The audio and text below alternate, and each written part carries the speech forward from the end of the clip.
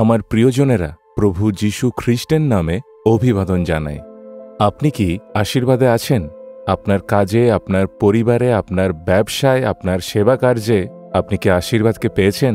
কিছু মানুষের জীবনে আশীর্বাদ আছে, কিন্তু কিছু মানুষ বলে থাকেন আমার জীবনে কখনোই আশীর্বাদ নেই, সর্বদাই খুবই কষ্টের মধ্যে থাকেন। ঈশ্বরের ইচ্ছা তাই আপনি সর্বদা আশীর্বাদে থাকবেন। সখরীয় 8:13 আমি তোমাদিগকে নিস্তার করিব, আর তোমরা আশীর্বাদ স্বরূপ হইবে। ভয় করিও না, তোমাদের হস্ত সবল হোক। ভয় করিও না। সদাপ্রভু ঈশ্বর আমাদের আশীর্বাদ দেন, পাপ থেকে উদ্ধার করেন, অভিশাপ থেকে উদ্ধার করেন, রোগ থেকে উদ্ধার করেন, আর অভিশাপের বন্ধন, পাপের বন্ধন সবকিছু থেকে প্রভু মুক্ত করেন। প্রভু শুধুমাত্র আশীর্বাদ দিতেই চান। উদ্ধারের অর্থ হল এই যে ঈশ্বর আমাদের শুধুমাত্র আশীর্বাদ নয়, তিনি পাপের বন্ধন থেকে আমাদের মুক্ত করেন, অভিশাপের বন্ধন থেকেও তিনি আমাদের মুক্ত করেন। আশীর্বাদের ঘাটতিকে তিনি দূর করেন এবং পরিবারে ভরপুর আশীর্বাদ এবং সমৃদ্ধি দেন। উদ্ধার এই বাক্যের অর্থ হল ভরপুর আশীর্বাদ। যিশুর এই জগতে আসার কারণ হল ঈশ্বর চান আমরা এই জগতের পাপ থেকে উদ্ধার পাই।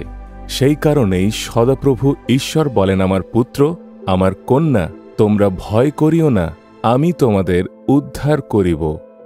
আপনি কি আজ উদ্ধার পেয়েছেন? পাপের ক্ষমা পেয়েছেন? যদি পাননি, ঈশ্বরের কাছে আপনি প্রার্থনা করুন, হে প্রভু, আমার পাপ আমি স্বীকার করি, তুমি আমাকে উদ্ধার করো।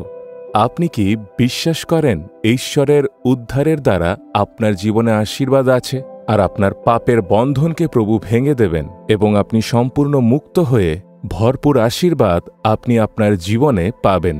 সেই কারণে যীশু খ্রিস্ট ক্রুশে আমাদের পাপের জন্য, আমাদের অভিশাপের জন্য, সমস্ত বন্ধনের জন্য, আর রোগের জন্য, কষ্টের জন্য, দুঃখের জন্য, যারা চিন্তিত তাদের সমস্ত পরিস্থিতি বদলানোর জন্য প্রভু যীশু খ্রিস্ট ক্রুশে নিজেকে বলিদান হিসেবে দিয়েছেন। আপনি যদি বিশ্বাস করেন, তাহলে সেই বিশ্বাসের দ্বারা আমরা প্রার্থনা করব, হে প্রভু, তুমি আমার পাপের জন্য, আমার অভিশাপের জন্য নিজেকে ক্রুশে বলিদান করেছ। আমি বিশ্বাস করি আজ তুমি আমাকে উদ্ধার করো এবং উদ্ধার করে আমার মনের দুঃখ, কষ্ট এবং ভয়কে দূর করো।